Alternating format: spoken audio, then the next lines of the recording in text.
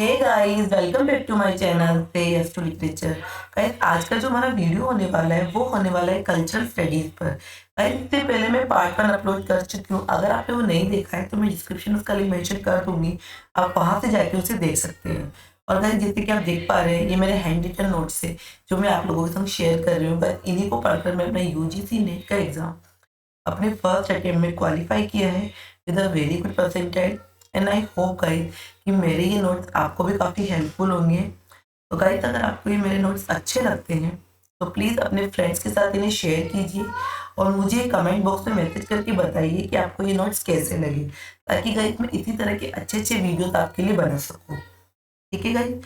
और गाइस, जो मेरे नोट्स हैं मैं मेरा टेलीग्राम चैनल है से यस टू लिटरेचर वहाँ पर शेयर कर दूंगी, तो वहाँ से उन्हें ले सकते हैं। वहाँ पर आपको मेरे प्रीवियस जितने भी वीडियोस हैं वो भी आपको अवेलेबल हो जाएंगे। ठीक है गाइस। तो पार्ट 1 इसका कंप्लीट कर चुकी थी मैं, अब आज चलते हैं पार्ट 2 से स्टार्ट करते हैं। तो गाइस, जैसे कि आप देख पा रहे हैं, कल्चर किस तरह से जो भी हमारी लाइफ में एज अ ह्यूमन बीइंग अगर हम कल्चर में बात करें तो हम किस किस चीज़ से इफेक्ट होते हैं और किस किस चीज़ को इफेक्ट होकर हमारा कल्चर डेवलप होता है। तो वो है इकोनॉमी, स्पोर्ट्स, ठीक है, politics, sociology, post structuralist aspect, जितने भी पोस्ट स्ट्रक्चरलिस्ट थियरीज है, ठीक है, वो अगर हम एक्सेप्ट करते हैं, हम उनसे अगर रूबरू होते हैं तो वो हमारी हमें किस तरह इम्पैक्ट करती है हमारी लाइफ पर। कहीं किसी भी तरह की मिथ है उससे हम किस तरह की माइथोलॉजी क्रिएट करते हैं, जिस तरह के नैरेटिव सेट से ओल्ड ट्रेडिशन चलते आ रहे हैं, ओल्ड स्टोरीज हैं या फिर किसी भी तरह की कहानियाँ जो हमें सुनी सुनाई हैं, वो हमारे माइंड पे किस तरह इम्पैक्ट करती है और किस तरह हम कल्चर में उसे लेते हैं डेली लाइफ में। ठीक है।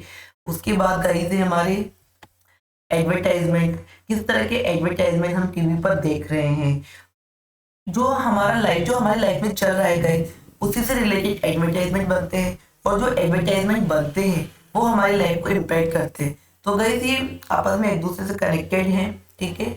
और एक दूसरे की ट्रांसफ्यूजन में हमारी नेगेटिव सेट्स होते रहते हैं इस तरह। उसके बाद गाइस, मैंने बताया टेक्नोलॉजी, जैसे टेलीफोन, टेलीविजन, मोबाइल, जिस तरह से न्यू न्यू इन्वेंशंस हो रहे हैं गाइस, वो भी हमारी लाइफ को इम्पैक्ट करते हैं। ठीक है। और वो हमारे कल्चर में अडेप्ट होते चले जाते हैं। उसके बाद गाइस, ओरल नैरेटिव, जैसे मैंने बात किया ओल्ड ट्रेडिशन से, जिस तरह की कहानियाँ हमारी दादी नानी हमें सुनाती आई हैं, हम which is also a part of a culture. ठीक है गाइस।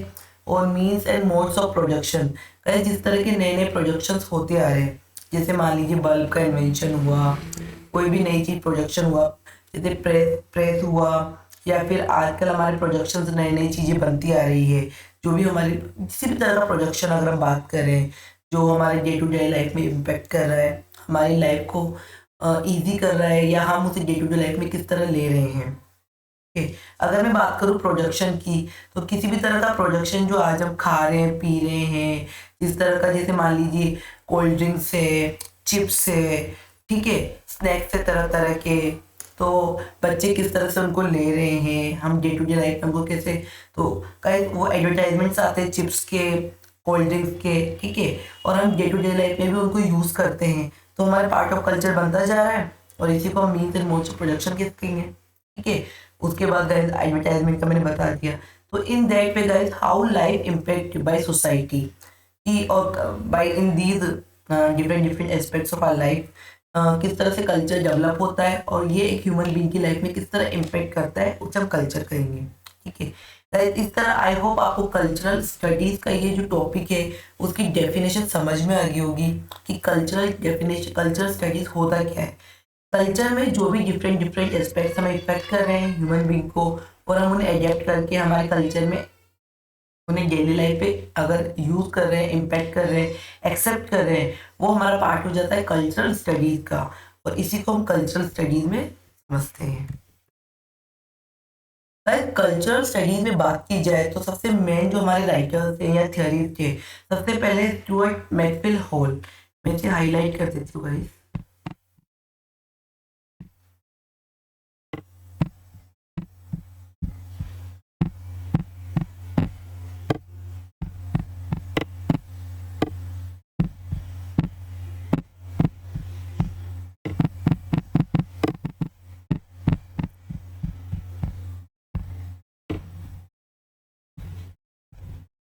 अभी गए यूजीसी नेट में और अभी जो राजस्थान सेट हुआ था रिसेंटली, वो दोनों एग्जाम मैंने दिए थे गए, तो फेब अटेम्प्ट में मैंने अपना एग्जाम क्वालिफाई किया था।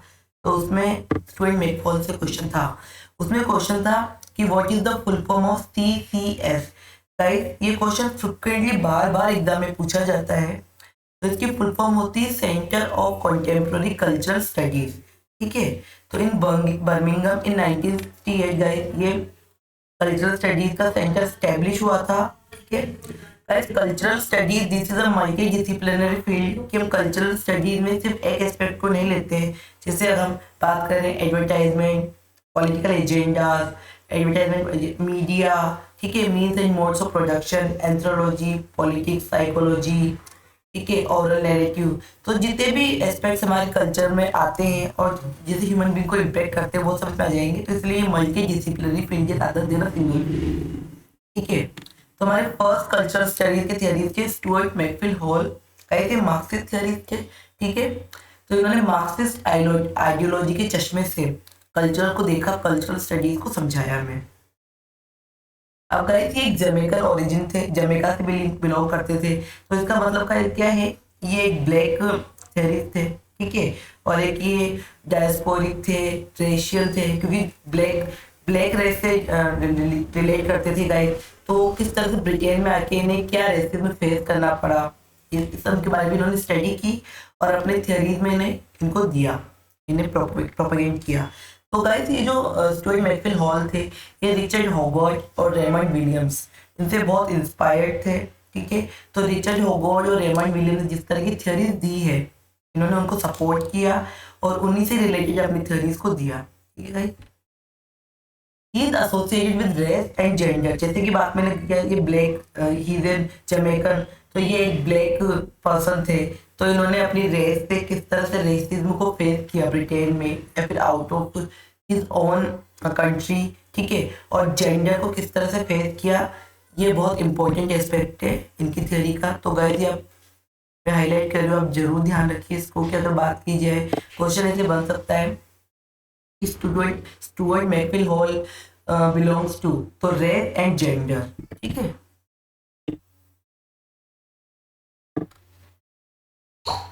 उसके बाद गाइस आगे चलते हैं हम।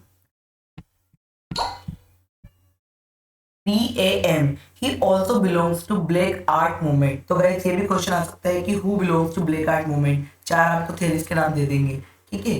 तो ब्लैक आर्ट मूवमेंट आया था 1960 to 70 में, and he promote black artist. Black artist मतलब जो कि ब्लैक रेस से बिलोंग करते थे, वो निग्रो हो सकते हैं, अफ्रीकन हो सकते हैं, या फिर जो किसी भी तरीके की, इंडिया में भी जैसे ब्रिटिश लोग रहते हैं, तो जो भी राइटर जो कि नॉन फेयर रेस के थे, ठीक है, जो वाइट नहीं थे, वो सारे इसमें आ जाएंगे, इनको इन्होंने प्रमोट किया है। अब गाइस बात करें न्यू लेफ्ट रिव्यू की। Guys new left review is belongs to which theories. ये क्वेश्चन अभी राजस्थान सेट में आया था, मैंने वो एग्जाम दिया था गाइस, इसलिए मुझे अच्छे से पता है। तो इस तरह के क्वेश्चन आते हैं, कोई भी थ्योरीज के किसी भी अगर जर्नल से, मैगजीन से बिलोंग करता है, तो वो आपके पेपर पॉइंट ऑफ व्यू से बहुत ही इंपॉर्टेंट है गाइस, ठीक है। तो new left review hall was founder of this by monthly. अब ये क्वेश्चन अलग से बन सकता है कि ये बाई मंथली है, ट्राई मंथली है, मंथली है, ठीक है। तो पॉलिटिकल एकेडमिक जर्नल था गाइस, उसके फाउंडर स्टुअर्ट मैकफील्ड हॉल थे गाइस। ये जो जर्नल था, it is a combination of previous existing magazine, universities and left review plus the new reasoner. दो मैगजीन से अलग अलग उसके कॉम्बिनेशन से ये बना गाइस। अब इसमें मेन आइडिया की बात करें तो कल्चर इज फ्लूइड, मतलब कल्चर तो वो है कि हम डे टू डे जो फेस करते हैं, फील करते हैं, हम देखते हैं लाइफ में। तो कल्चर को हम एक फिक्स नैरेटिव में सेट नहीं कर सकते, एक बॉक्स में सेट नहीं कर सकते। जैसे गाइस वाटर फ्लूइड होता है, बहता रहता है, वैसे कल्चर भी फ्लूइड है।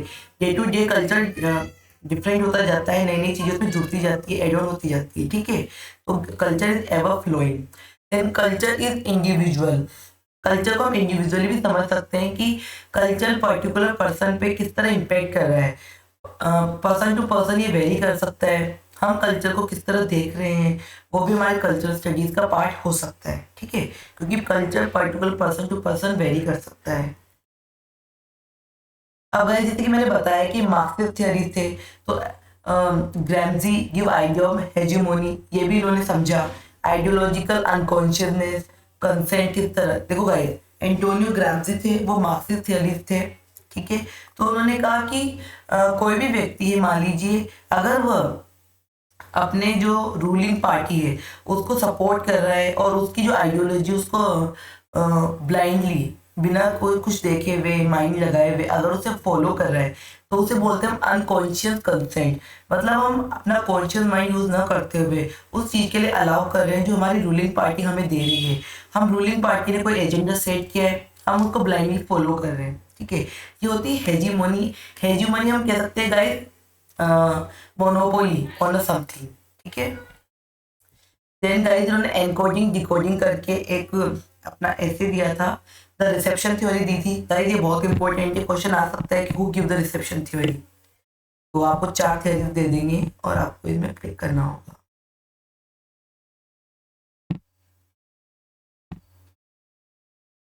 ठीक है। Then encoding decoding, guys media message produce and interpret with 4 stages of communication. Guys जो एनकोडिंग और डिकोडिंग की थ्योरी थी इन्होंने मास मीडिया पे दी थी कि जैसे मान लीजिए कोई मीडिया है, ठीक है। तो सबसे पहले वो कोई अगर हम बात करें एड को प्रोडक्ट प्रोड्यूस करता है, ठीक है। फिर उस एड को वो डिस्ट्रीब्यूट करता है, देन उसको सर्कुलेट करने की कोशिश करता है हर डिपार्टमेंट में, हर रीजन में। देन उसका क्या इम्पैक्ट पड़ता है ह्यूमन बीइंग पर, जो उसकी डेडिकेटेड ऑडियंस है। फिर उसको रिप्रोड्यूस किया जाता है, जो उसके इवेल्यूट करने के बाद वो कुछ एडेप्ट करेंगे, न्यू चेंजेस करेंगे एंड देन अगेन रिप्रोड्यूस होगा। इससे साइकिल चलती रहती गाइस, ठीक है।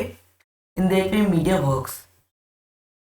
All argue that media message are decode in 3 way, कि अगर कोई मीडिया मैसेज पास करता है, जैसे हम चैनल्स देखते हैं आज तक है या फिर कोई भी ईटीवी राजस्थान, जी न्यूज, तो किस तरह से वो नैरेटिव सेट करते हैं। वो मान लीजिए कोई एजेंडा सेट करते हैं, वो कुछ मैसेज पास करते हैं, या फिर कोई पॉलिटिकल पार्टी है वो कोई मैसेज पास करते हैं, ठीक है। तो उसके 3 तरह से इम्पैक्ट होते हैं हमारे ह्यूमन माइंड पर और कल्चर में। सबसे पहले होता है डोमिनेंट और हेजिमोनिक, वो है ऑपरेसर पोजीशन। उसमें क्या होता है गाइस, जो हमारे व्यूअर्स होते हैं वो टोटली इसको एक्सेप्ट कर लेते हैं। जैसे मान लीजिए अभी बीजेपी गवर्नमेंट चल रही है, ठीक है, मोदी जी हैं, तो मोदी जी ने मान लीजिए कोई मैसेज पास किया, तो ज्यादातर ऑडियंस मतलब डिफरेंट डिफरेंट टाइप के ऑडियंस पे डिफरेंट डिफरेंट इम्पैक्ट होगा इसका।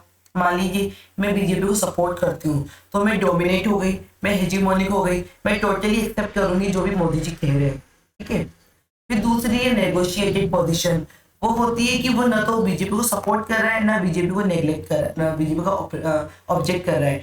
वो मोदी जी की बात सुनेगा, उसका उन पे कुछ कुछ असर होगा, वो कुछ चीजों में मोदी जी के साथ होंगे, कुछ चीज में उस मैसेज के अगेंस्ट होंगे।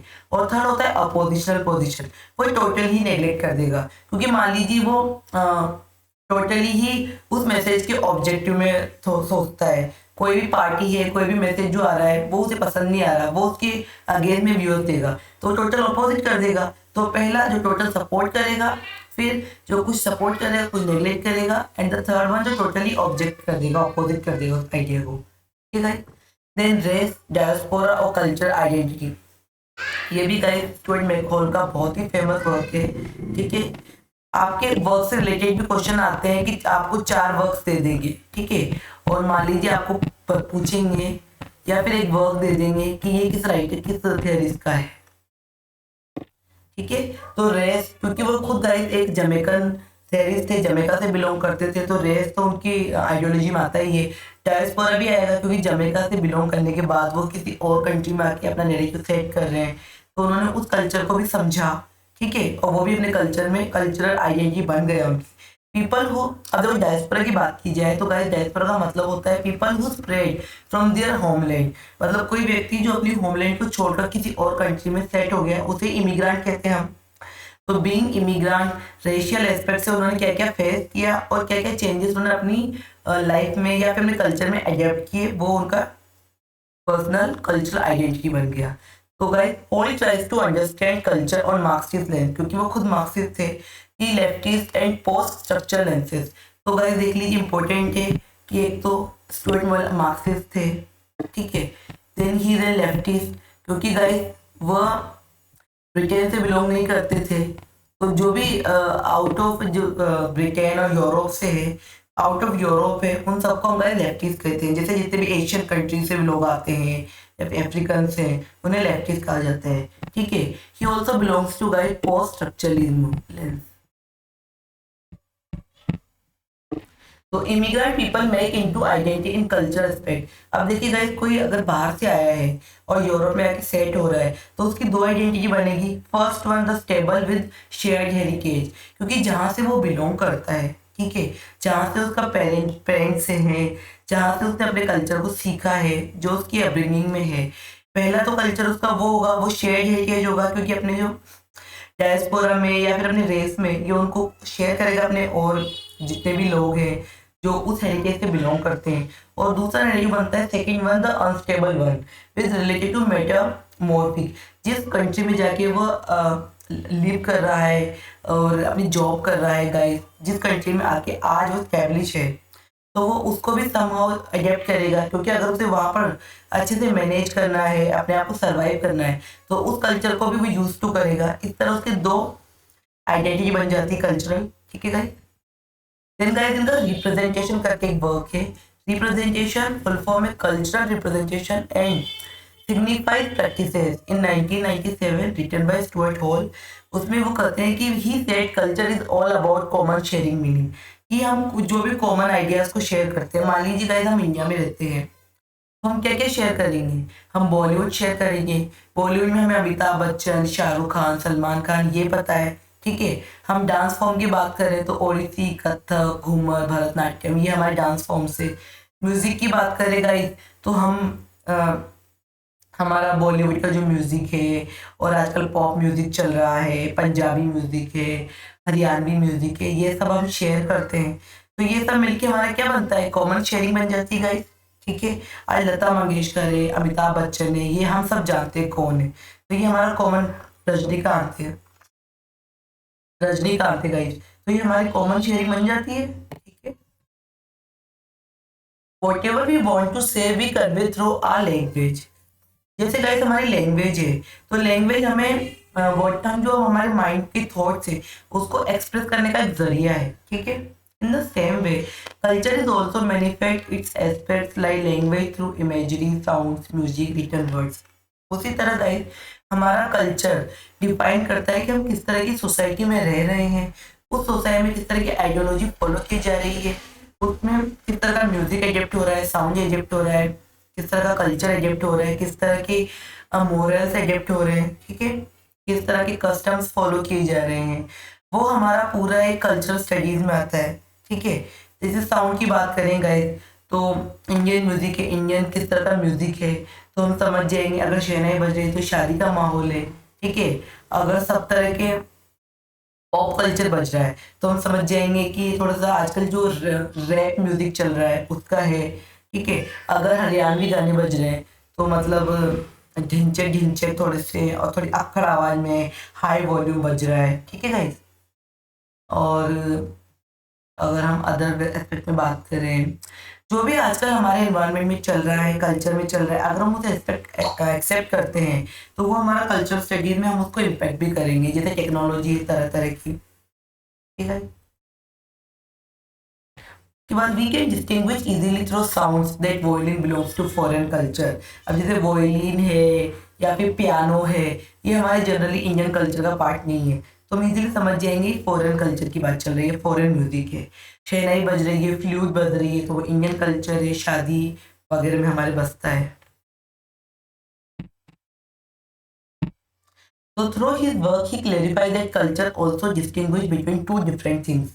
Like in earlier days, only black people used as slave and housework. So we can say paintings where slaves tells its position in the basic of culture. इसके अलावा गाइस मैंने जैसे पहले बताया कि जमैकन थे तो ये ब्लैक रेस से बिलोंग करते थे, तो इन्होंने बताया कि किस तरह से हम अपनी आइडियोलॉजी को भी कल्चर में पुट कर देते हैं और उसको पार्ट ऑफ हमारा कल्चर डिस्क्राइब कर देते हैं। जैसे मान लीजिए कोई इंग्लिश मैन है, ठीक है, तो इंग्लिश मैन के घर पे आपको स्लेव्स के रूप में दिखाए जाएंगे ब्लैक पीपल्स।